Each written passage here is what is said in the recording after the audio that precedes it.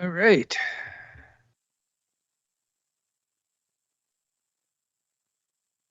Welcome to our Tuesday, March the 5th council meeting. We'll just before we start with the adoption of the agenda, just wondering if there's unanimous support for a brief hockey good news announcement when we reconvene.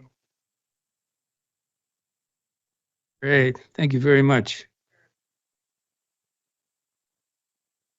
Could we have an agenda recommendation?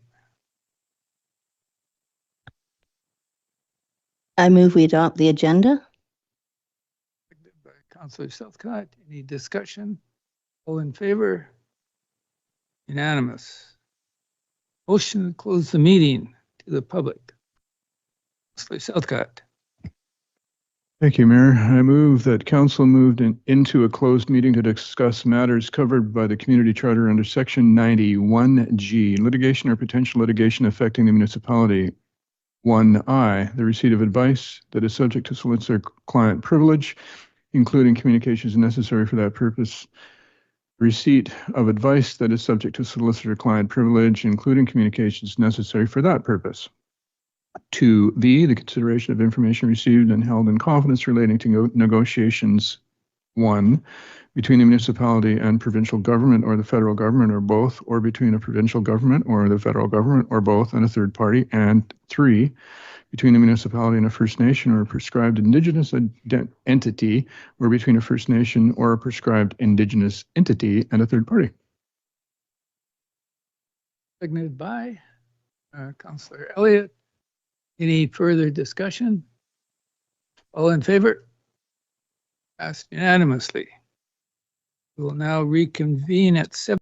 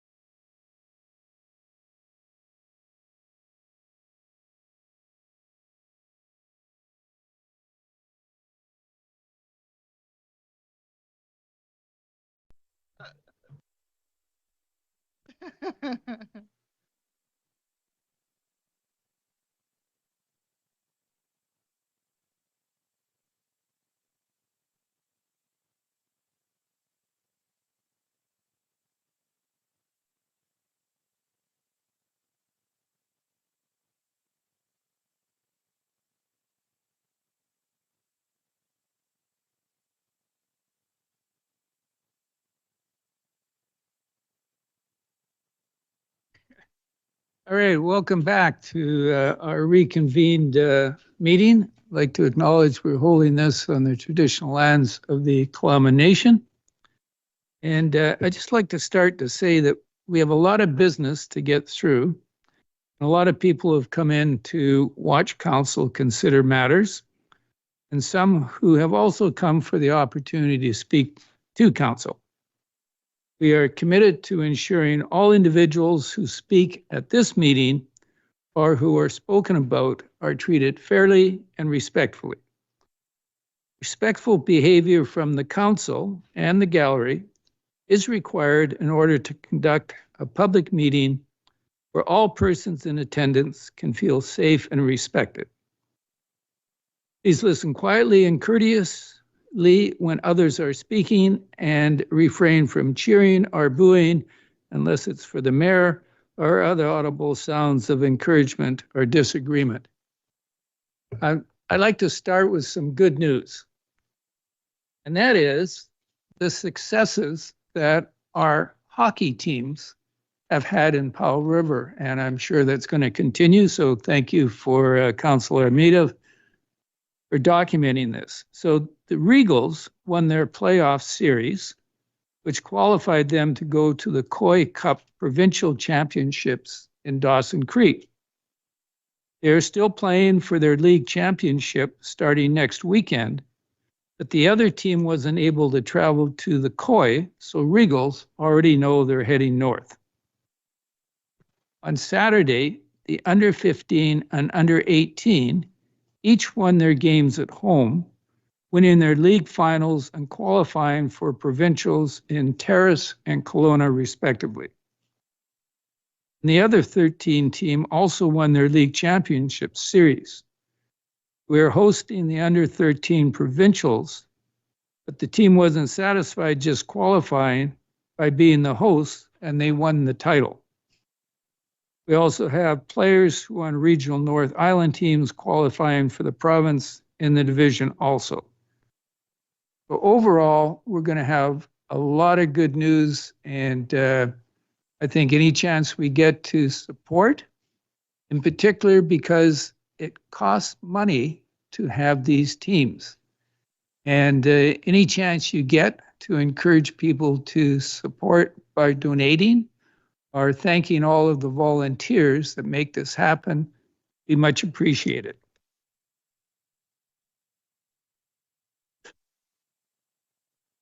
Now we'll go to the public input period, which I think people know that input is allowed on legislative matters, committee recommendations, or new business.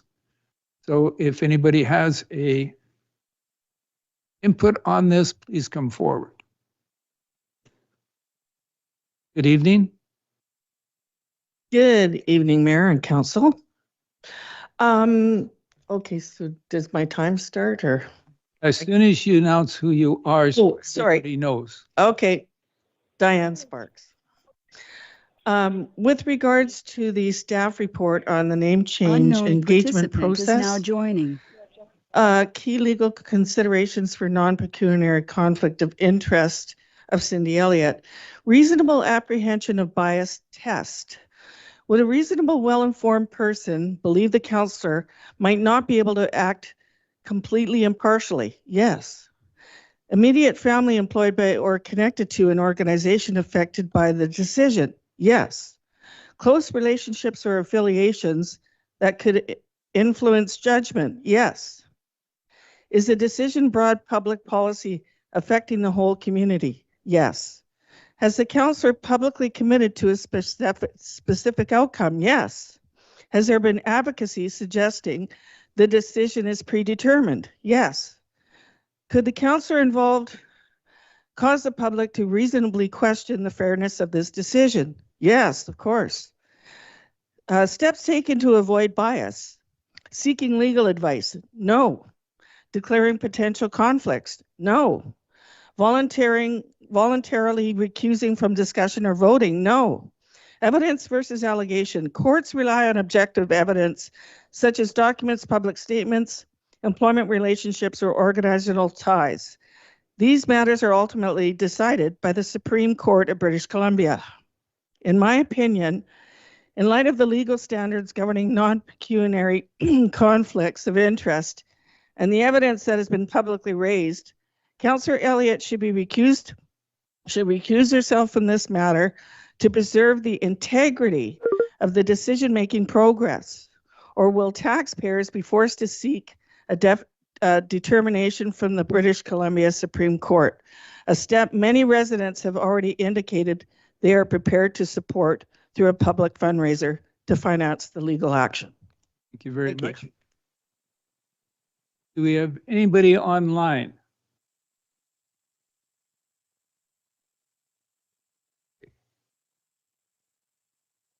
We'll now move to general matters, and we have a delegation. Adam Koulos, I hope I pronounced that correctly.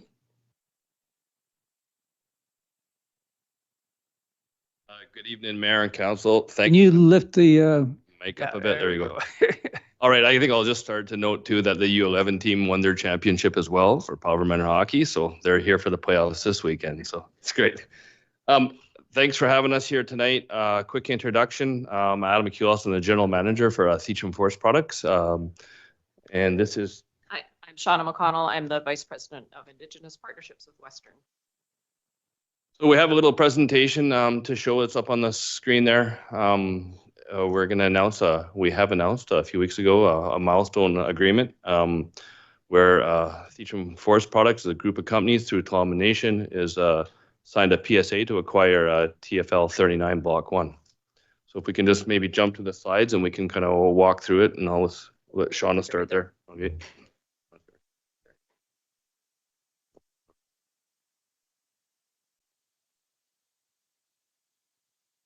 Right. And some of you were at the signing ceremony that we had out at the Nation a couple weeks ago. So some of these details may be familiar. I will have you pronounce it, Wokeness. Wokeness. Forestry Holdings Limited Partnership, which is a wholly owned partnership owned by the Klamath First Nation, will be purchasing 100% ownership interest in the Western Stillwater Forest operation for $80 million. The Stillwater operation includes the TFL 39 Block 1 tree farm license, and which covers approximately 154,000 hectares of forest lands. And the majority of that area is located in the Tla'amin Nation territory. Wokeness, through Theacham, will manage the annual allowable cut of 469,000 cubic meters from TFL 39 and will enter into a long-term fiber supply agreement to sell timber harvested from the tenure to Western, which will support Western's continued commitment to coastal manufacturing in BC. To ensure a seamless transition, Western will be providing a certain set of supports and services to Wokeness as they take on the new business following the closing of the transaction. And we are working towards closing the transaction later this year, pending the completion of closing conditions, one of which includes, well, I guess two of the conditions are actually provincial government decisions from the Ministry of Forest, and that's part of what we're here about today, is looking for a letter of support from Council to facilitate that transaction. Yeah, great, Shauna, thanks. That was a quick overview. I think a key thing to recognize, this was a business-to-business transaction. So there was no provincial government support on the purchase price. So Theacham Forest Products strives to have this, what we call a QBL, quadruple bottom line vision, where social, economic, cultural, and environmental values are based on every business decision. So we've actually reinvested revenue that we've earned over the last 4 or 5 years towards this purchase. So this has been coming down on a cash basis from Theacham, and we've loaned for the rest of it. So it's a generational opportunity for the community as a whole. It brings everything into, there's no more shareholders. It's a community-owned operation and opportunity. So we'll go through a slide and we can brief a little bit more. A quote from Hagus John Hackett: "We look forward to reconnecting with this vast part of the territory and manage the lands according to the Holman teachings and values and the benefits for all future generations." So to give a perspective of what TFL 39 Block 1 looks like, it's the green area on the map there. So it goes north of the head of Powell Lake all the way down to almost to Sultry Bay. So it's a very it's an area-based tenure, so it means we aren't managing just a volume of wood. You're actually managing the land base, where you get to make land-based decisions, which is great from a community involvement perspective. Everyone gets an opportunity to how the land will be managed for a long generations, for multiple generations. So going to that, we'll talk about some shared benefits. This brings, what I'm trying to say is, brings local control over stable long-term economic land base. So this business is close to $75 million in revenue annually, and that will all be kept within the community. It promotes a continued coordinated land use plan in the whole region. It supports Theacham's long-term success through investment in forestry, in the business, and the future of this community. A key component of this, so Shauna mentioned the fiber supply agreements. So most of the wood from the TFL, almost all of it, supplies domestic mills. So we have 3 fiber supplies agreements tied with this purchase and sales agreement. One will be Western Forest Products, will support their 5 coastal mills. One will be to IT Mosaic, and the third one will be a Domtar Catalyst agreement. We're going through a process of working with those, and they were part of a broad Western contract, and we're going to get them standalone with Quoknus for Block 1 here. The big negotiation, which is really great from this community, we've negotiated a carve-out volume. So if we can create a value-added mill in Cathette, we can take up to 40,000 cubic meters of any sort or species to support a value-added manufacturing facility in the area. I'll let Shauna talk about Western strategy, but at the end of the day, for me, this represents stability, not disruption. So you hear about certainty in the land base for forestry. You hear about opportunities for permitting. We're in control of that now. The community's in control of that. For me, this is an opportunity for collaboration, bringing the communities together, not fragmentation. So from my perspective, it's what I would call a generational opportunity, and see a ton of benefits for the community. Yeah, and from Western's perspective, I think I need to speak into the microphone. this transaction is the first one that we've done with the nation where we've done 100% sale. We've done 2 other limited partnership agreements where we've stayed in the businesses there. So it was a big step for Western to take this chance, not take this chance, but work together with Quoknus to create this opportunity. I think the long-term fiber supply access that Western will continue to have from the wood that's harvested here, taking to our mills on the east side of the island, will help us accelerate that transition up the value chain, which is a key goal of our company, while maintaining kind of the strong balance sheet. As you know, it's a very challenging time in the forest sector, but we see this as a real opportunity for us both. Yeah, and from a Theacham, to wrap it up, from a Theacham perspective, this isn't new to us. We're managing 5 different licenses right now. We've been successful. We've done a really good job giving back to the community, and we see this as just a growth opportunity. So our request today, as Shauna mentioned at the beginning, there's 2 major government decisions that are part of this proposal. There's a subdivision at TFL 39. So TFL 39 used to be quite a big. They had 5 different blocks at one time. It's down to 3 blocks now. So there's Block 1, which is located in the Cathette area. There's Block 3 and 5 that are the GBR, the Great Basin Rainforest by Phillips Arm. The first step is to subdivide that out. So Block TFL 31 is all by itself. The second one is approve the transfer of the remaining TFL tenure from Western to Quoknus. So as part of this tenure transfer decision, the minister must go through a process. One's a public interest test. We have been reaching out we're going to meet with the regional district, we're community advisory groups, special interest groups, recreation groups, environmental groups. We've received a lot of support from the contractor community, Truck Loggers Association.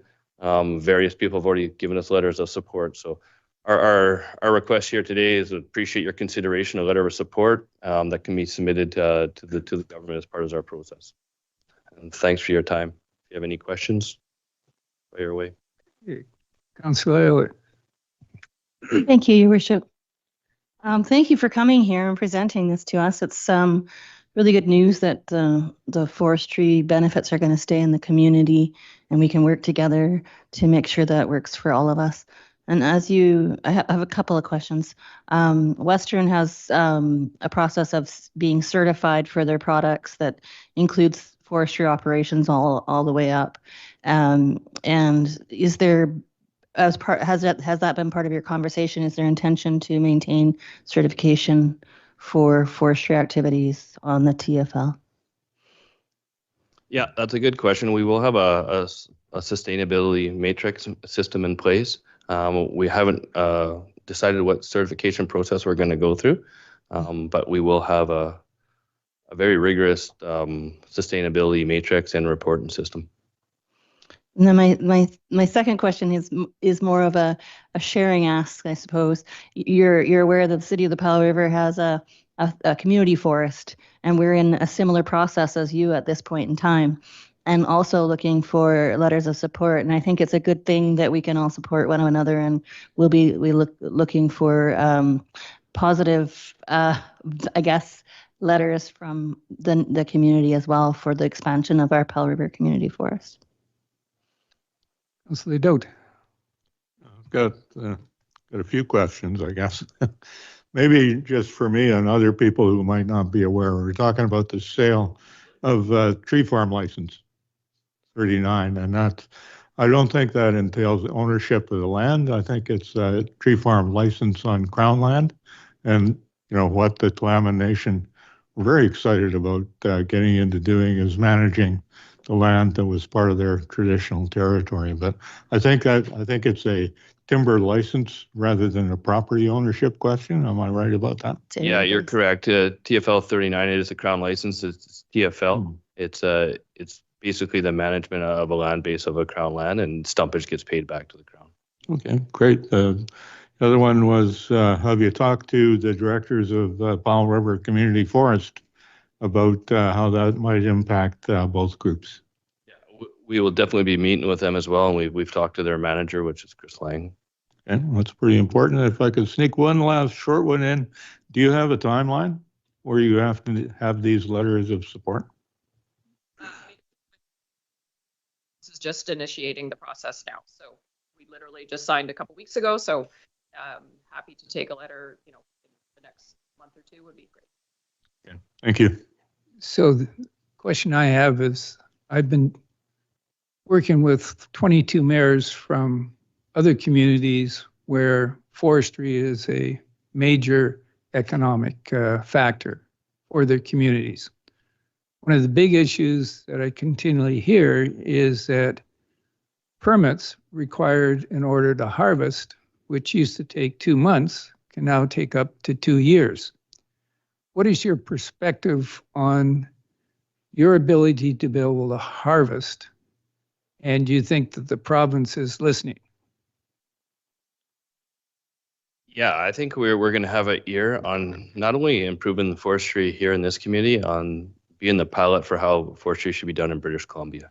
So I see us moving to a state where we have a one CP, where we're not waiting for anything. We're moving in a direction where it makes sense based on our vision and our annual tape plans.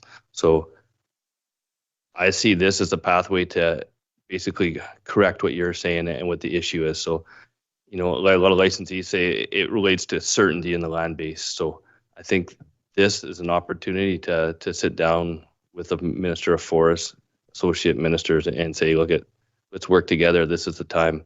A key part of this is that they weren't a partner in us purchasing this. We want to be a partner on how we can make BC forestry better.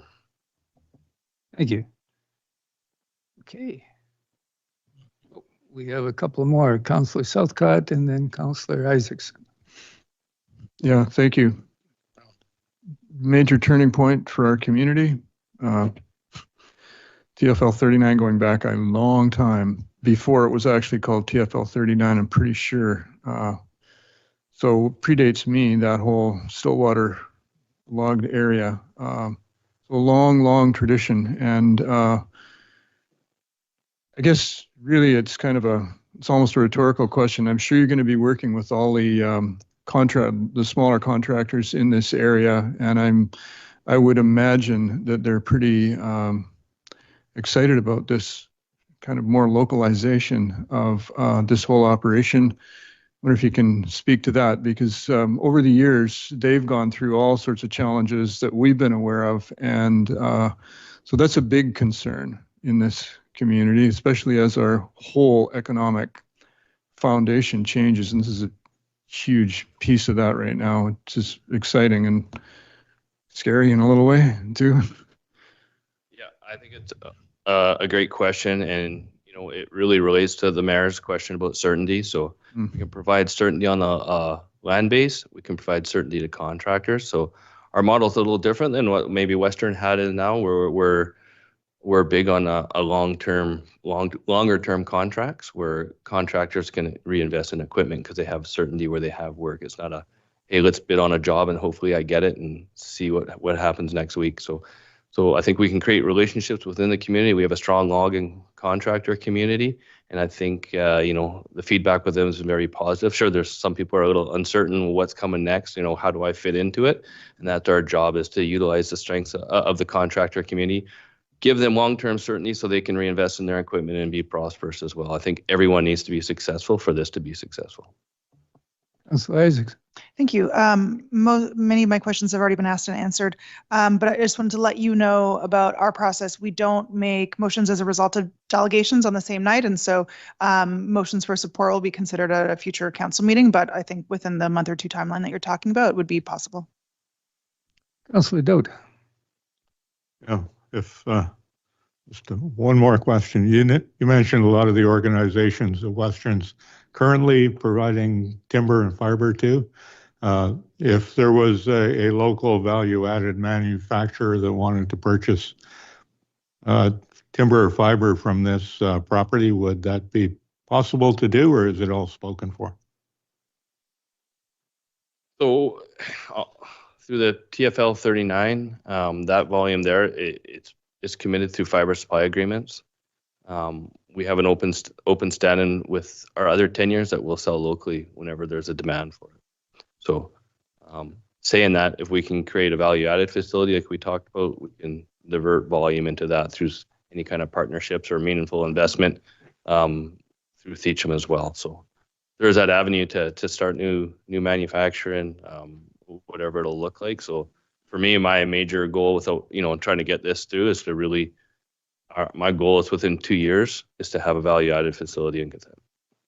Yeah, and I just want to sneak in a comment, if the mayor is going to let me, about the management plan that Theacham has for this forest. It was talked about at the announcement about planning the sustainability of the forest for 250 to 350 years, basically. And the example that was used at that meeting was they want to be able to grow the trees to build a new longhouse, because when they built the current longhouse just this year, there wasn't enough local timber supply that was big enough logs to do that. So I think it's impressive that that's part of the plan. All right. Thank you very much for joining us this evening. Thanks for having us.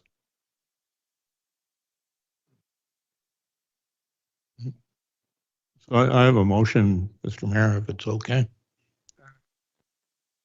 As long as it's not inconsistent with what Councillor Isaacson said.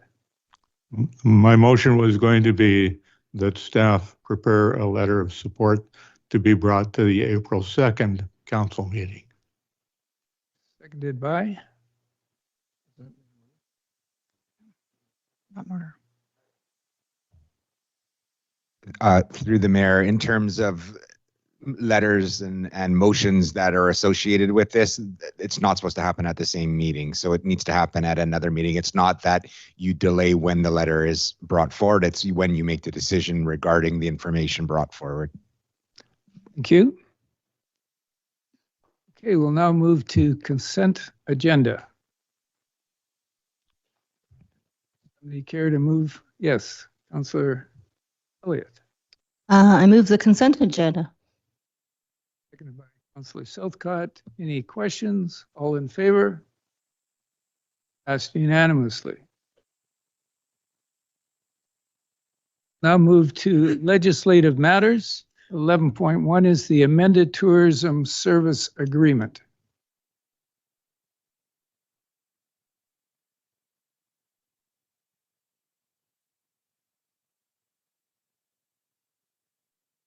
Through the chair, if it's all right, Mayor, I could address this matter. Please. I'll just give a brief overview. First of all, a revised tourism agreement is now being presented, which replaces the audit requirement within the agreement with a review engagement requirement. The review engagement still provides some assurance and a level of confidence that the financial statements are free from material misstatements.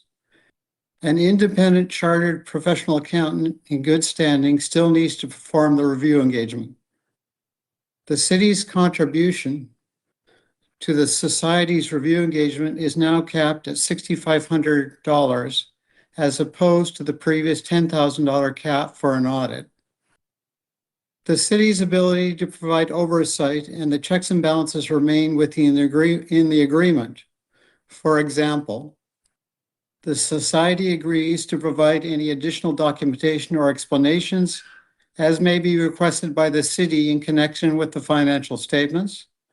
The city reserves the right to review the Society's financial statements and any supporting documents, and may request additional information from the Society or the chartered professional accounting firm which undertook the review engagement to ensure compliance with the terms of the agreement.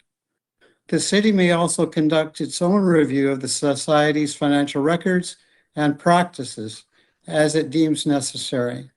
So these checks and balances remain within the agreement, even though we are moving from a less strenuous process in terms of review engagement. The other aspect to this is that the review engagement can most likely be kept local from a local accounting firm, as the local accounting firm that was doing the audit can no longer do the audit, but is capable of doing the review engagement.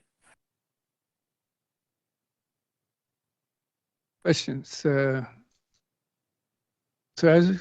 No question, but I would make the motion in the package if there were no questions. Okay, please make the motion. I move that council approves the amended tourism service agreement with Cathat Tourism Society, former Tours in Powell River, dated for reference March 6, 2026, which replaces the audit requirement within the agreement with a review engagement requirement. Seconded by Councillor Almeida. All in favor? Oh, I was just going to say the report and the staff's presentation, I think, speaks to the rationale, and I support it, and that's why I put forward my hand to make the motion. all in favor? Passed unanimously. Thank you very much. Now move to the sewer user rates and parcel tax bylaws and water user rates bylaw. Through the chair, I will give a brief overview of this report and the accompanying bylaws. The bylaws before council implement the new sewer parcel taxes and the new sewer and user water rates. In order to correct the sewer utility structural deficit and to rebalance the water and sewer utilities, and to put both of these important utilities on a sustainable financial path. The amended rates in the bylaws delete the 2024 and the 2025 rates, which are no longer needed. In addition, the 2027 rates are deleted as the intention is to implement new rates annually before the beginning of each fiscal year based on an annual review of the fiscal health of both the sewer and water utilities. The net result of the changes on a single-family residential homeowner in Powell River is a 2.6% increase for 2026.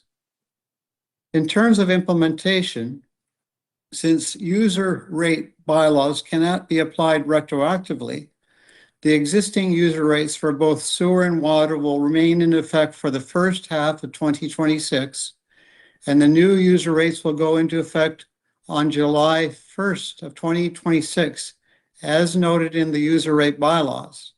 The average of the two listed rates for each of the user rate categories averages out to the approved user rates for the entire year. In other words, it's a blended rate. The parcel taxes can be applied from January 1st of 2026 pursuant to subsection 205 of the Community Charter. Therefore, there is no need to average the parcel tax rates. The other thing, as noted in the report, is the Kilhaman sewer rates are not currently included in the sanitary sewer user rates bylaw. Once these rates are finalized, a bylaw amendment will be brought forward to council to enact these rates as well.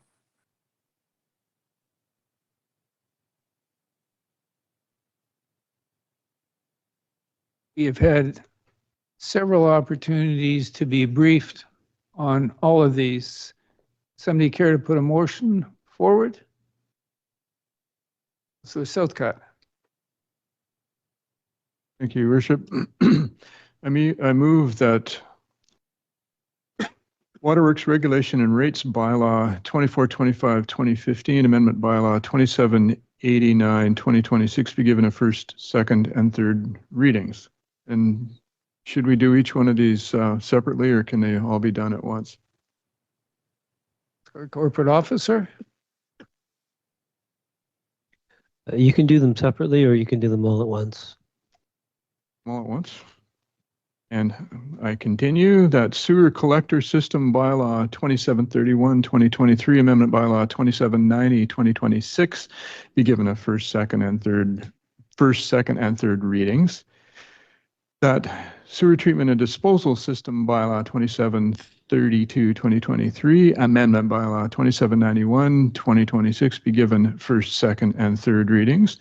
And that Sewer Sanitary System User Rates Bylaw 2733-2023, Amendment Bylaw 2792-2026 be given first, second, and third readings. Seconded by Councillor Elliott. Any further discussion? Yes, Councillor Isaac. Just because I'm going to vote against it, I'll repeat my rationale why. It's easy for me to vote against it because I know that likely the rest of council will support it and this will pass, because I agree that we do need updates to these bylaws. But I do prefer an assessed value based levy as opposed to the systems we're using. But I do support the principle of updating the amounts. And so I will gladly vote against this motion, knowing that it will likely pass with the rest of council's support. Great. Councillor Southcott. Thank you, Your Worship. Just a quick comment. I appreciate this actually is a simplification so that city finances, even to this table, can be a little, so I'm speaking for myself, be a little more understandable. I appreciate the rebalancing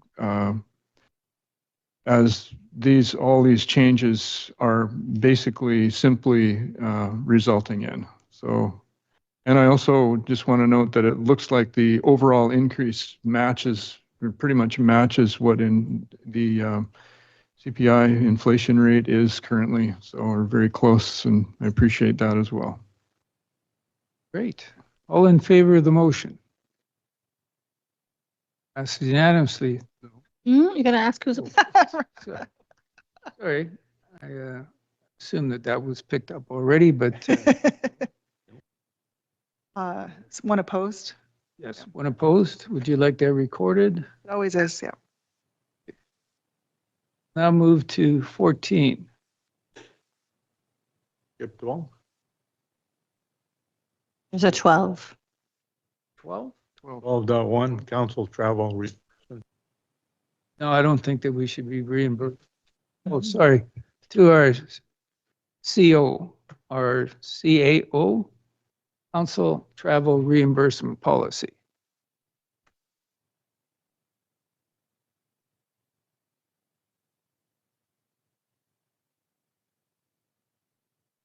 Thank you, Mayor.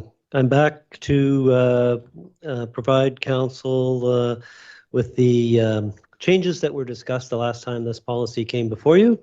So those changes, just by way of reminder, were to amend the policy so that the word mileage was taken out of subsection 4B because it was already being accounted for with the mileage reimbursement rate. And the changes that you see tracked in the policy under 4A sub 3 provide that members of council seeking to minimize accommodation costs to the city by staying with family, friends, or in other private accommodations, including without limitation a council member's own boat or trailer, shall be provided with a flat per diem of $50 per night to a maximum of $200 per event. And then the words have been added, and any associated parking, camping, mortgage, or similar out-of-pocket expenses. Receipts are required for item 4A1 and any parking, camping, mortgage, or similar out-of-pocket expenses associated with 4A3. Does council have any questions? Yes, Councillor Isaacs. Not sure if it's a question or a comment, but I'm a little bit concerned that the placement, because we talked a lot about moorage because of the example of Councillor Southcott sailing down to the coast. And right now the reference to moorage is in that piece about minimizing expenses and a flat per diem of $50 per night to a maximum of $200 an event. And then the and associated parking, camping, mortgage, I don't know if that's meant to be above and beyond $50 a night, because I'm presuming, for example, in Vancouver, if hotels are $600 a night and mortgage is $200 a night, I don't actually know what mortgage cost, $125, that's above and beyond $50 a night, but it reads like the associated parking, camping, or mortgage or similar out-of-pocket expenses is above and beyond the 50. And so I just want to make sure that that is, if I'm interpreting that correctly, because I think that was our intent, because there would be savings, but it might not be as cheap as $50 a night. It might be $125 per night for mortgage. So it'd be saving money, but it's, I think maybe the original intent was to include it more like in the 4A1 clause, but I am checking with you about my interpretation of that. So the intent here was under 4A3 was to address situations where council members, instead of staying in a standard commercial occupancy type accommodation under 4A1, would stay with friends or other accommodations such as a camper, a trailer, boat, what have you. If they do that, the idea was to provide a per diem, a flat per diem of $50 per night to a maximum of $200, so equivalent to 4 nights. The expenses that might be associated with, if it was a campground that you're staying at, maybe it's $50 a night for that too. So you'd get $50 plus $50 for the campground fees and any other extra fees that you might have had to pay in order to use that as your accommodations, as your alternate accommodations. So the intent here, so for example, if we were to use Councillor Southcott's example, he would get, for his stay, it was 6 nights at mooring at Vancouver. So he'd get $400 maximum for the 4 nights at $50 per diem, and then would get reimbursed for the moorage fees of $125 a night without a maximum being placed on that. So that was actually 6 nights. So that would be 125 times 6, $750. So 750 plus 200 be 990. And then there was some diesel associated with that. So that would be the out-of-pocket cost for that. So it'd be 990 in total. That's how that would play out in that kind of an example. And I hope that's aligned with council's intent. Yeah, I think because the intention of 4A3 is to seek to minimize accommodation costs to the city. And so in that situation, you're looking at $900 versus $3,000 staying in a hotel. Okay, thank you. Any further questions? A motion? Councillor Southcott? Yeah, thank you, Your Worship. I also had this confusion and reading it again. And thank you for your explanation to me by email. It seems to me that the word "and" any associated, et cetera, it makes the real difference. It separates what precedes it as 50 per night to a maximum of 200 from all of the items that follow. So I'm quite satisfied by that. We'll certainly take opportunity to do that if I can in the future. Thank you. I'd like to put forward a motion. Sure. Thank you. I move that council adopt the council travel reimbursement policy 272 in the form attached as Appendix B to this report. Councilor Almeida, any further discussion? All in favor? Thank you very much. Passed unanimously.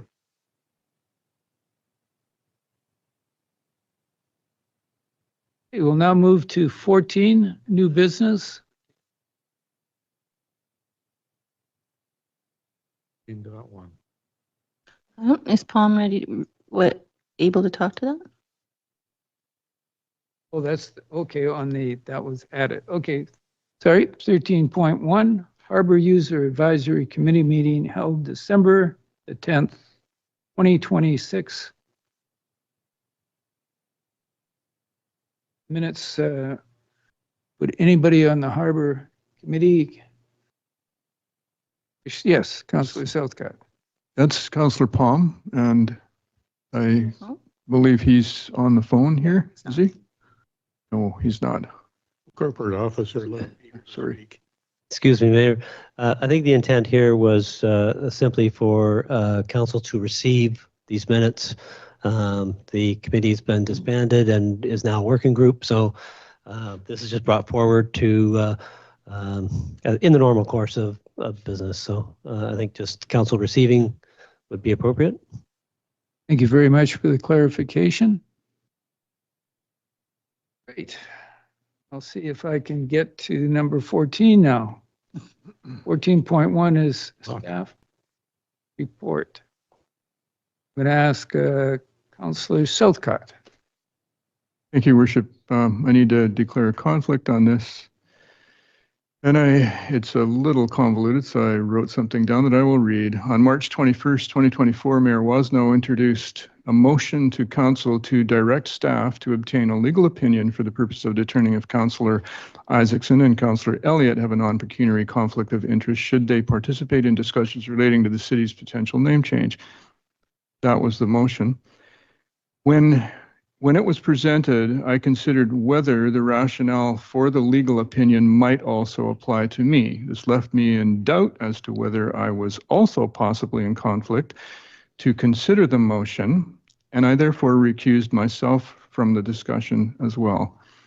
In spite of the fact that the question before council was to whether or not to seek a legal opinion with respect to my two colleagues, not what the legal opinion was about, and that my reason to recuse myself didn't actually apply to the question before council, Community Charter Section 100, subsection 4 requires me to confirm now by legal advice that I am not in conflict regarding the reason I did recuse myself, as was pointed out by a Powell River resident in a letter to council in the city dated March 2 this year. So until I procure that, I will recuse myself when council considers anything related to the name change question. Thank you. Thank you. Councilor Elliott. Thank you, Your Worship.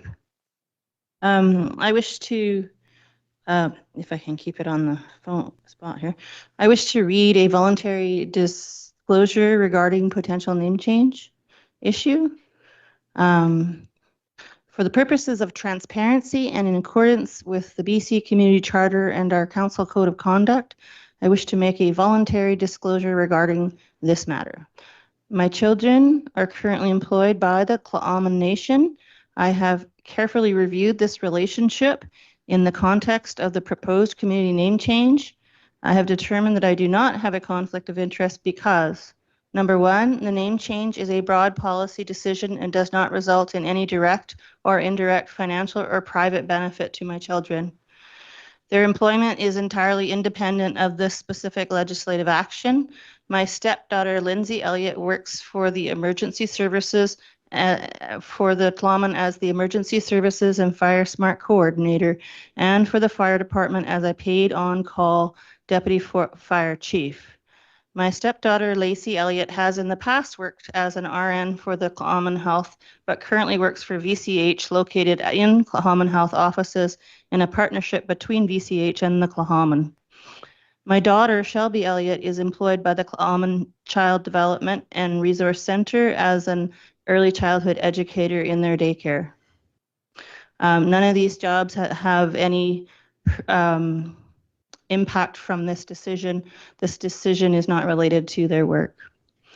Any perceived conflict is not based on a private interest as defined by law, but on a misrepresentation or a misinterpretation of my family's professional roles, which have nothing to do with the name change. As such, I will remain in the meeting, participate in the discussion, and vote in the interests of the entire community. Thank you. Okay. Excuse me. Get clarification from our corporate office. How should we proceed at this point?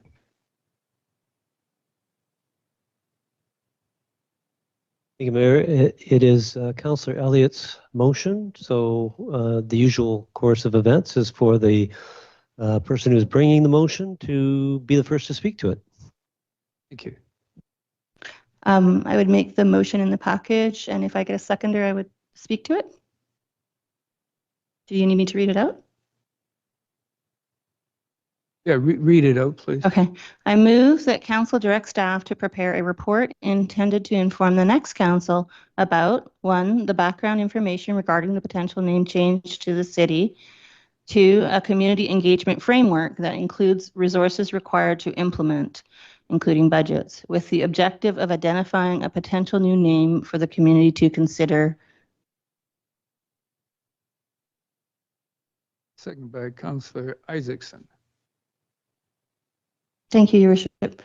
So when we were discussing the fact that we didn't have time for community engagement that would result in the information needed from the community to hold the vote this election period, we made a motion to defer actions to next term, with the exception being asking staff for a framework for that community engagement.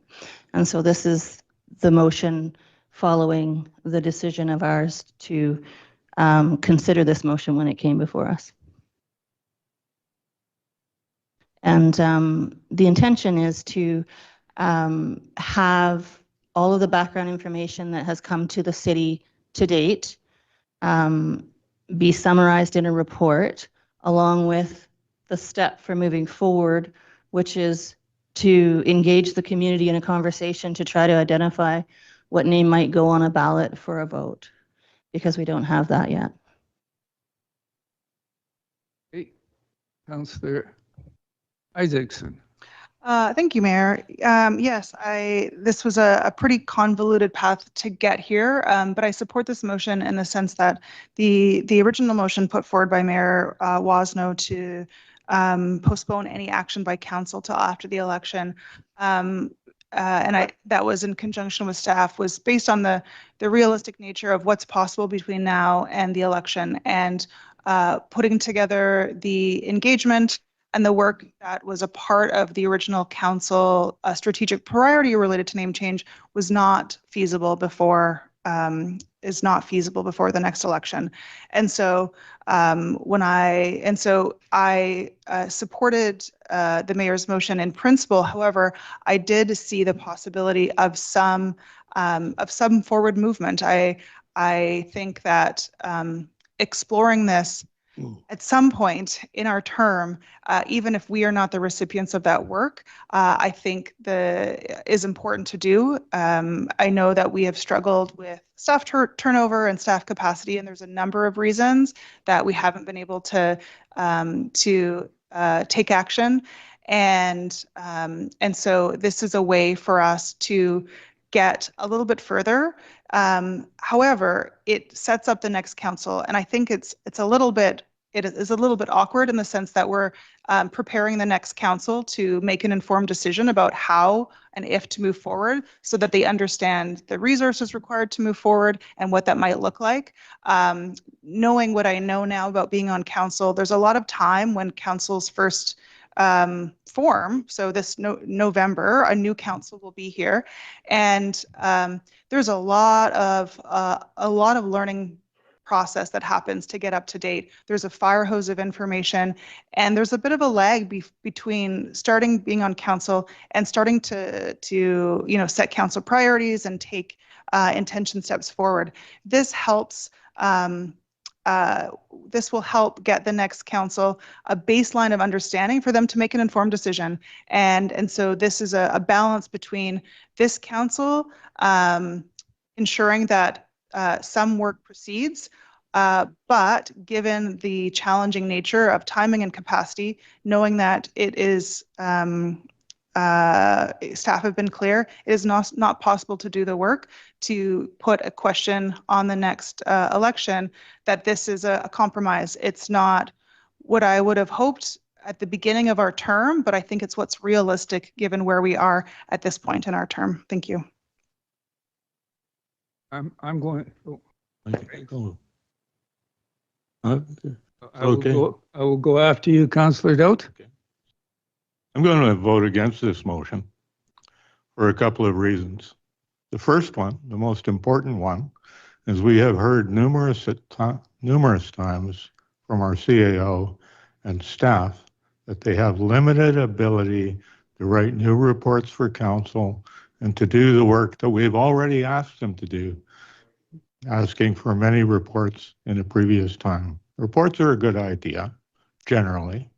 We have literally hundreds of pages on our website about work that's been done that anybody can read. If anybody wants to go and see a good movie about it to save the reading time, you could do that at the film festival. Because I saw the movie yesterday about the name change, and it's got a lot of information in it. The first reason is it's taking up staff time that's precious, and we've heard is not available for things to get done within this term, let alone the other one. And the next part is we don't know what 7 people are going to be elected to council in October and what their priorities are going to be. Hopefully they will get together early in their term and determine what their strategic priorities are. And it may or may not be the name change. If it's not the name change, then all of the effort that's gone into writing another report is wasted. So I'm not in favor of doing this. I think it creates an impression that staff will study some things and make a report on what will happen in the future. But the fact is, if the new council, who we don't know anything about, doesn't want to do it, they won't. I would have preferred, when the mayor made his original motion, he would have simply said, let's not have a referendum or let's not have an opinion poll, on October 26th. And then we could have actually started with public engagement and education and tried to find a way to talk to each other. Doesn't look like that's going to happen. But I'm not in favor of trying to set up next council and tell them what to do before they even start. Thank you. So Hello, Justin. very succinctly, I will not be supporting this motion. And I'm not going to repeat all the reasons Councillor Doudt just said, but there's better things for staff to be doing. I just noticed that Councillor Palm is unmuted, and so he may have words as well as Councillor Almeida. Councillor Palm, can you hear us? Yes, I can. Mayor, I would like to speak at some juncture. Please, go ahead. Yes, so as we have all discussed this at length at a previous meeting, and we passed the mayor's motion to not do a lot more work on this until the next councillor is sworn in to plot the future course of this saga. I totally concur with Councillor Doubt's comments that staff has got many things of their greater importance right now on their plate than this motion states, and that this can be held off until a new council decides what they want to do. In terms of this motion overall, I cannot support it because, in my estimation, this motion counters the mayor's previous motion and drives that wedge further into the divide that's happening in our community at this time. And there's no need for that, especially in light of the great presentation that was made earlier tonight about TFL and working at great lengths to improve the economic viability of the whole community as from all of our lands incorporate. And we should be working with Tla'amin and not bringing this issue back up for the rest of the 7 months that will be in session for this term. That can be held off until a later date, and the new council can decide a course of action. So I will be voting against the motion. Thank you. We have Councillor Almeida. Thank you, Mayor. It seems like my comments are relatively moot at this point based on the feedback from other councillors and the fact that we only have 6 of us. So it seems like this vote's going to get tied and not move forward anyways. My only thoughts were, while I agree with some of the comments that Councillor Dowd said, I also, coming into this term, there were things that the previous council left unresolved for the current council to tackle, and that happens from council to council regardless. I imagine when September comes around, there's going to be a vote that we're going to push to for the next council to handle the schedule right now for October. So for that sake, I wasn't concerned with having a document ready for the next council to expedite the process should they be ready, but so I'm fine with being in favor of it, although it's relatively moot, it seems. So. Okay, we have a motion. All in favor? Opposed? Nay. A 3-3, the motion is defeated. We'll move to 14. Oh, okay, please. We're going to move now to 14.2. It's a letter received February 26th from the president of the BC Council of Forest Industries regarding request for official endorsement of forestry is a solution. As I indicated earlier, I've worked with a group of 22 mayors. Mayor, maybe a small break while people are rushing by might help. Thank you, Your Worship. And I don't think it's any secret to anybody on council the importance of forestry to the economic viability of the province, especially in terms of the significant debt that the province is faced with. So I'd like council to officially endorse the campaign and encourage community members to visit and support staff to share information about forestry. Would our CAO or staff like to provide additional information? Thank you, Mayor Wousino. Nothing else really than what is in the letter. If council chooses to officially endorse it, it should be through a motion that moves forward these items as noted in the letter. In terms of staff support, I support staff to share the information. I don't know if we actually have clarity over what it is except for the stuff that's in the letter, and I could work with our communications team to ensure that the information is shared in an appropriate manner, noting that it's just the information in the letter itself. And again, this really boils down to a council decision if this is what you want to do from a policy perspective, but staff can move it forward. Okay. I'll put a motion forward that we direct staff to prepare a response to the request from the BC Council of Forest Industries. Councillor Southcott, thank you. Any further discussion? Yes, Councillor Southcott. Thank you, Worship. I know forestry is controversial as well in our province. Personally, I've had biodiversity and sustainability concerns. But nothing that I read in this precludes those things from coming into being promoted. The industry is going through changes, and it's been going through changes pretty seriously for the past few years. So I support those changes. I'm very optimistic with the promise of the values that are promised to be applied to TFL 39 now in the management that Teachum has committed to. So I would like to see those values furthered or considered all across forestry. And so I'm hoping a letter that we write could include something along those lines as well. Yes, Councillor Isaacs. Thank you. Yeah, from time to time, council receives, requests for advocacy from a council on behalf of, in this case, a set of coalition partners, often from industry groups or nonprofit associations. I think my preference would be if there's individual members of council that want to sign that, and if they want to encourage the public to sign that, that I think that's a great step.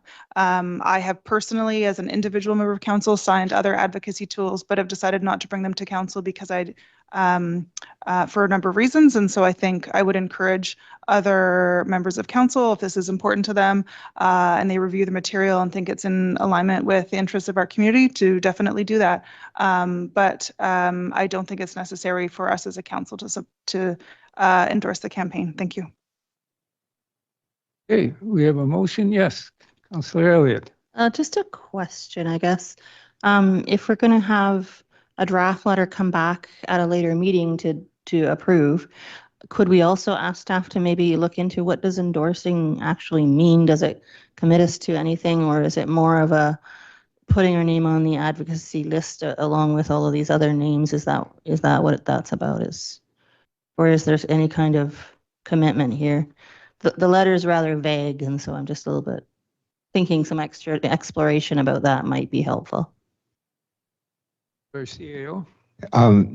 For clarification, and maybe I wasn't clear and I apologize for that, I think what they're asking is for council literally to pass a motion saying that you officially endorse and you're encouraging community members to visit this and that support staff share. So there's not much that we would really bring back besides the information that's already before council. Really what this letter is asking for is at this meeting, council to move forward a motion endorsing the campaign, encouraging community members, and asking support staff to share the information. So, and if you require more information on it, staff could come back with more information. Otherwise, it's really, this is meant to be a decision of council at this meeting. Councillor Dowd. As we've got a request to council, and it includes the words that council do a long list of things. And if I was making the motion, which I didn't do, the mayor made a motion. If I was making it, maybe I would have made a motion for council to endorse the Forestry is a Solution campaign. Doesn't say that program, that campaign is the only solution to anything. And my concerns were that it might be Forestry as a Solution might involve a bunch of policies on behalf of the provincial government, might do exactly the opposite of what the Tla'amin Nation's plan was for TFL 39, which is to have a sustainable forest for 250 to 350 years. I'm not sure if both of those things actually work together because I don't really know the details. I know a whole bunch of people got together in Prince George and thought that this would be a good campaign. But I think keeping it simple is probably more safe than trying to generally do a long list of things that we don't really know what we're doing. But there you go. So Okay. interested in hearing other people's positions and how much time we want to ask our CAO to spend writing this letter. So I'd like to ask Councillor Southcott, who seconded my motion, if he agrees that we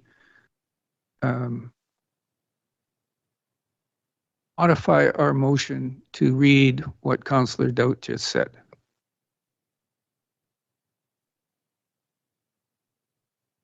Sorry, Your Worship. It sounded like Councillor Doudt was agreeing that the simplicity of your motion was but I'm losing track here a little bit. Yeah, Councillor Doudt, would you? To clarify, I was proposing exactly what it says. The council endorsed the forestry as a solution campaign.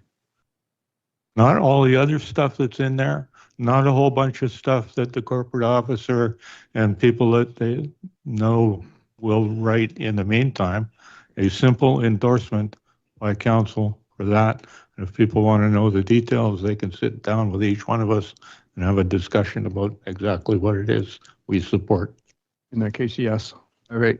So we now have a motion put forward by Councillor Doudt, seconded by the Mayor. Point of order of privilege, Mayor. I think Amendment? there was already a motion on the floor, and I'm looking to staff who are expressing a bit of confusion. So Yeah, sorry, we're just pulling up the motion that was on the floor so we can figure out if we want to defeat it and come back with a whole new motion or if it can be amended. And the deputy corporate officer will pull that up because it is significantly different than the one that's proposed by Councillor Doudt. Yeah, sorry, I thought that there was the flexibility for the mover and the seconder to ask that it be removed, but I'm sure a quick vote would take care of that.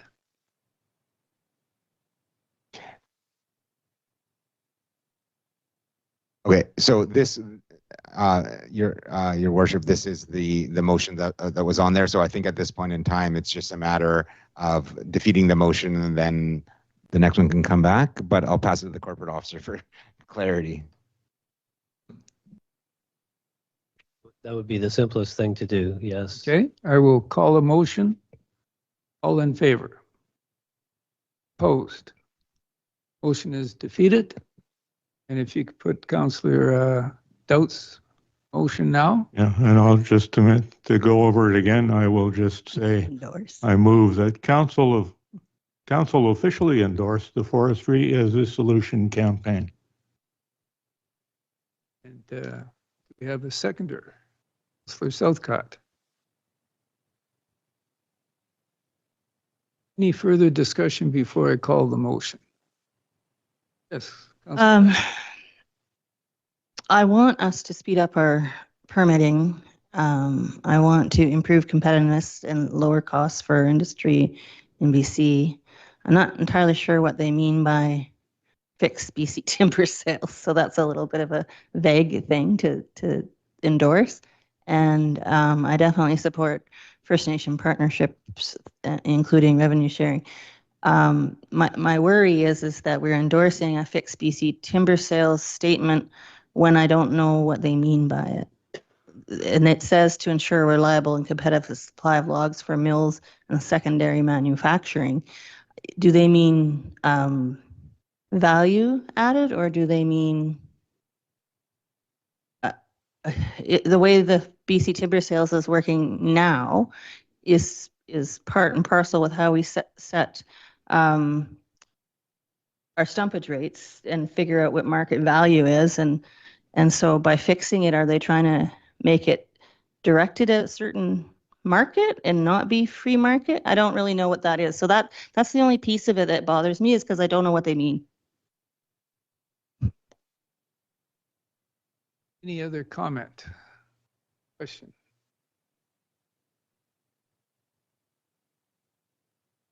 Great, we have a motion on the floor. All in favor? Opposed? Great, Councillor Doubt, or Palm, are you still there? He's not. Oh, okay. Motion passes. So we're now into public clarification. Subject to the rules of conduct, members of the public may ask questions to clarify items discussed during the meeting for a maximum of 2 minutes. Mr. Galinsky.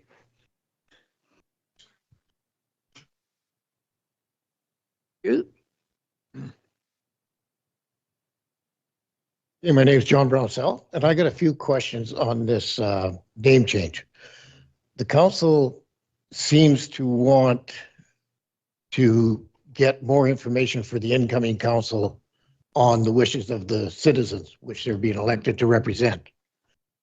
Why then did council vote to defeat having a poll on the election day on the ballot? When you guys went into that meeting after the police were here, you voted to cancel the poll that was on the ballot. Yet now you're trying to spend a whole pile of money so that the incoming council's informed of what's going on. Isn't the poll the best way to see how the majority of Powell River voters go? I think you're incorrect in that the motion to do that was defeated.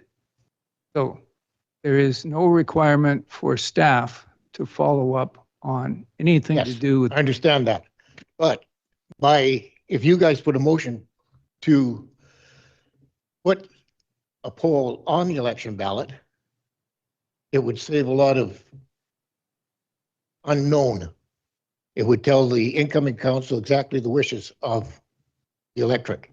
I think the discussion on this issue to date is that the electorate are going to make it very clear when they vote the next council. So there will be a form of poll. Well, the electorate's been here quite a few times with petitions, signatures, everything else, and it doesn't seem to work on this council. So what would make the second council different? Councilor Amita. Answer your question, when the strategic priorities were put together a few years ago, the intention was to have a poll and leading up to the election, have community engagement, to have a discussion, because the poll was going to have an optional, like, would you want to keep the name, or here's an alternate name that would have come through community engagement. But due to turnover in staff and not having the capacity, we never got to that point of having the engagement. There's not enough time this year to do significant enough engagement to put that question together. And so that's why the decision was made to remove the idea of a question on the election. You're kind of putting the cart before the horse when you say, what's the new name, when you don't know if you're going to actually want a new name. But the idea was it would then eliminate the what would be option, because the potential option is there. And then instead of the unknown of a potential new name, that was the idea behind it. But it's a moot point now because neither are going to happen. Okay, but you can still put it. I'm just going to interrupt. We're going around in a circle now, and you've had one more minute than normally is. So thank you very much for coming forward. All I'm saying is you've got time to get it on the ballot. There's no reason you can't. Councilor Doug. Why don't you do it? Just want to make one comment. Okay, the council had a long debate about this about 3 meetings ago and passed a resolution that was aimed at not having an opinion poll on the 2026 campaign. Exactly. If you want to know the reasons, I suggest you go and watch that video again. If you haven't watched it, go watch it again, and you can hear all the diverse opinions from the various different people around the table who do not all think the same way and do not all vote the same way. So everybody had their own reasons for voting the way they did, and the decision was made not to have an opinion poll in 2026. There will be an election, though. Yeah, I'm just saying, that's the easiest way to find out how the people that you're elected to represent feel. Put it on the ballot. Thank you.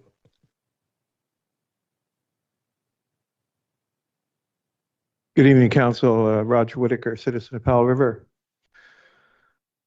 And thank you for the opportunity to bring a question forward. It's in regard to the code of conduct. Although not on the agenda, we're supposed to operate within the code of conduct.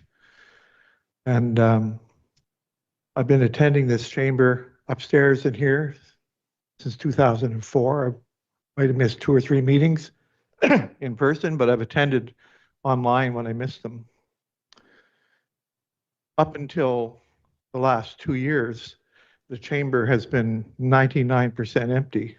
Even Councillor Southcott used to say, where are all the people? Why aren't they here? They would come out once in a while for a public hearing, which we don't have anymore. The last 2 years, this chamber has been packed. Back to the code of conduct. During the remarks made during the vote of item on the possibility of staff writing a report for future council, one councillor lowered herself to condescend to the public and say that we didn't understand anything that was going on here because we're not part of the in crowd. I find that very offensive. Do you have a question? Yeah, the question is, will there be an apology from that councillor? Because that's very offensive to say that a packed room for the last 2 years doesn't understand what's going on in our town. We understand very well. That's why we're here. I think I would like that apology that we don't about that kind of offensive remark. Okay. A question has been. Question is that. Councillor Elliott. Thank you. Hi, Roger. I think you're talking about my statement where I indicate No. my children's jobs. Point of order. No, ma'am. You're not the person in question. Okay, sorry. I thought you were referring to my, No, ma'am. okay, thank you. Okay. Our CAO.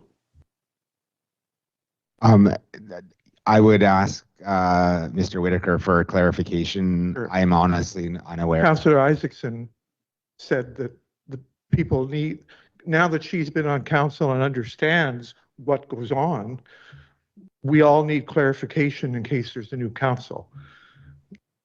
Councils have been elected in this town since 1955, 56, 54 maybe, and each one of them in their own way achieved the Peter Principle in their own way. They reach the level of their own stupidity in their own way. And that's what a democracy is all about. You succinctly, okay?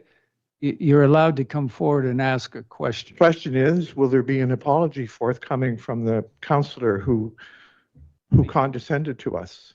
Thank you. And in response to that, Mayor, I'll say I'll look back at what I said and determine whether I feel an apology is warranted. I'm not clear on what the specific words are in question, but I have enough information to look it up in the video. Indeed. Thank you. Thank you.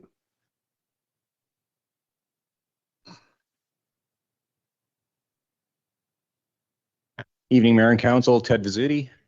Just question in regards to the TFL conversation tonight, since it was on the subject. I do have some concerns regarding it. I'm just going to put out, have you ever heard of the McLeod Lake Indian Band, where they were given a large TFL and within 2 years they cut it all down?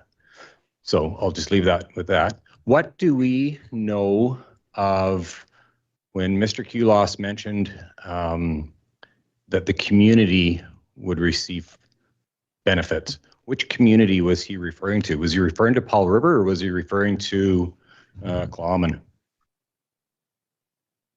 I thought he made it clear that it was to be all of the communities associated with the TFL. Okay, that's good. Councillor Doudt might have additional information. I attended the signing ceremony where the documents were signed, and there was a discussion with Western Forest Products and the Tla'amin Nation about their goals and their dreams for the future. And they were looking at providing benefits, and they used the words, I think, several times, to the entire region. Okay. And I think they're right. So the second question is, are you aware of stumpage fees of what the community would receive, or is there any type of a fee regarding stumpage fees for Paul River? Through the CAO? Stumpage fees go to the province, not to individual municipalities. Okay, super. Thank you very much. Thank you. We have somebody else coming forward.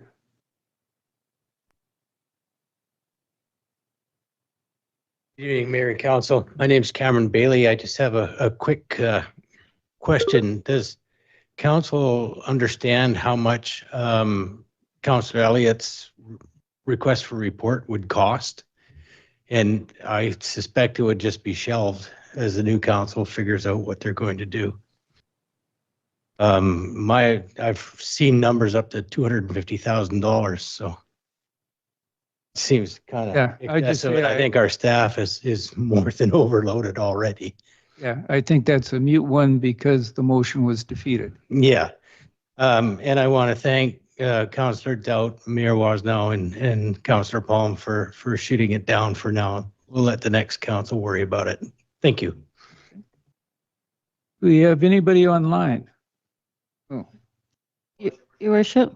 I want to just make it clear Councillor Doubt. my position on what was said there. Okay, my position was, I think it's a waste of time and money to ask staff for a report right now. I didn't say what's going to happen after the election, what I think should happen. So don't get overexcited.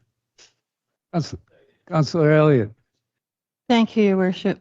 I just wanted to speak to the idea that asking for a report, an internal report from staff, does cost staff time, but there are no budgets. There doesn't actually, there's no money other than staff time attached to that. And we haven't had staff in the position to do those reports until recently. We've got a new hire that sits in the job that can do those things. So we weren't able to get the information together earlier, but it doesn't cost $250,000 to write a report. That's not the case. Okay. Has anybody else come online? We have a motion to adjourn. Don't need a motion, you just adjourn. I just like motions. We're done. I'll motion her for you if you like.